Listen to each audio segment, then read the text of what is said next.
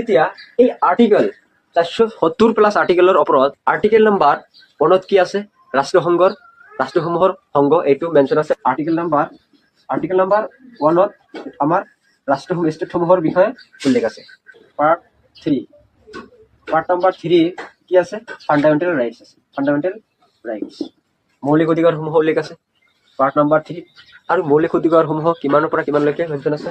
এই মৌলিক অধিকাৰসমূহ article number কিমানৰ পৰা কিমান আছে?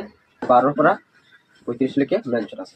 আৰু এই 12ৰ পৰা 13লৈকে সংবিধানৰ মৌলিক অধিকাৰসমূহৰ বিষয়ে কনচেপ্টটো উল্লেখ আছে। আৰু একজেক্টলি ক'বলৈ হ'লে 14ৰ পৰা 35লৈকে আৰ্টিকেলসমূহ আমাৰ ফাণ্ডামেণ্টেল ৰাইটছসমূহ মেনশ্যন আছে।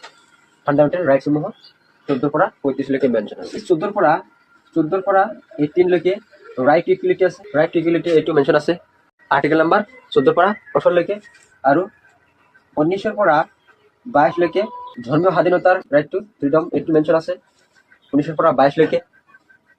আৰু 23ৰ পৰা 24লৈকে কি আছে? ৰাইট এগেইনষ্ট এক্সপ্লেনেশ্যন, শোষণৰ বিৰুদ্ধে অধিকাৰটো মেনশ্যন আছে। এতিয়া আৰ্টিকেল নাম্বাৰ 21 21ত কিহৰ লগত জড়িত? 21 এ কিহৰ লগত জড়িত?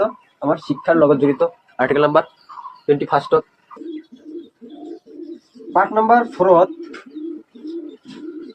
4ত DPSP directive principle of state policy, ৰাষ্ট্ৰীয় নিৰ্দেশনাৰ নীতিসমূহ। আৰু এইটো আৰ্টিকেল নাম্বাৰ কিমানৰ পৰা কিমানলৈকে আছে? আৰ্টিকেল নাম্বাৰ 34ৰ পৰা। তাৰপিছত পাৰ্ট নাম্বাৰ 4ৰ এত কি আছে? পাৰ্ট নাম্বাৰ 4ৰ এত আমি ফাণ্ডামেণ্টেল ডিউটিজ বুলি পাওঁ।